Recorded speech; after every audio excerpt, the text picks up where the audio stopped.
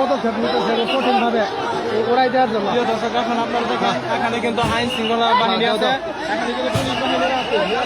তারপরেও দেখেন এখানে বিএনপি এবং জামাত বিশালভাবে কিন্তু সংঘর্ষ চলছে। এখানে নিরাপত্তা বাহিনীরা কিন্তু কোনো নিরাপত্তা দিচ্ছে না। আজকে জামাত এবং বিএনপি পদক্ষেপ নিতেছে। এখন পুলিশেরা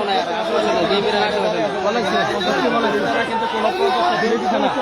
পুলিশেরা কোনো পদক্ষেপ নিচ্ছে না। পুলিশেরা কোনো পদক্ষেপ নিচ্ছে না। এখানে যে নিরাপত্তা বাহিনীরা আছে, নিরাপত্তা বাহিনীরা এখানে সাইডে দাঁড়িয়ে তামাশা দেখতেছে। আর এখানে জামাত এবং বিএনপি দুইজনের সংঘর্ষ চলছে, কিন্তু এখানে কোনো নিরাপত্তা দেওয়া হচ্ছে না। এখানে কোনো সেনাবাহিনী দিয়ে জিজিবি কেউ নাই।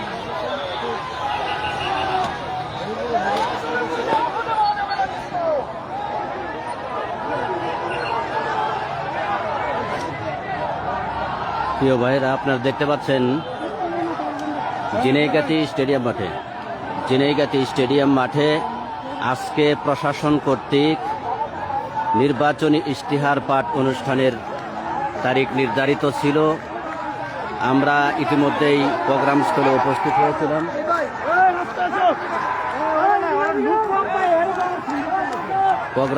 উপস্থিত হয়েছিলাম। কিন্তু দেখতে পাচ্ছি বিএনপি এবং জামাত দুই গ্রুপে তুমুল সংঘর্ষ, চেয়ার ছোড়াছড়ি, বাইরাবাড়ি, লাঠিসোঁটা নিয়ে তারা প্রতিপক্ষের উপর দাওয়া পাল্টা দেওয়া তারা শুরু করে। আজকে উভয় পক্ষের সংঘর্ষের কারণে প্রোগ্রাম এখন অনেকটাই পণ্ড হয়ে যাওয়ার পথে। দেখছেন লোক এলোমেলো হয়ে গিয়েছে, মানুষ ছোটাছুটি করছে, অনেক চেয়ারগুলা ভাঙ্গা হয়েছে। দেখেন এখন সকলেই মারমুখী অবস্থানে, এই যে দেখতে পাচ্ছেন আপনারা, এই যে আবার সংঘর্ষ শুরু হয়েছে। আপনাদেরকে দেখানোর চেষ্টা করছে, এই দেখেন ছোটাছুটি করতেছে, একটা সংঘর্ষ চলতেছে, তুমুল সংঘর্ষ চলতেছে, দেখতে পাচ্ছেন আপনারা।